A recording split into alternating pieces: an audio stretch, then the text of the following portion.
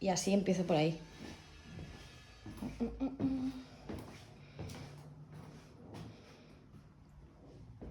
Vale, ahora si te vienes al despacho,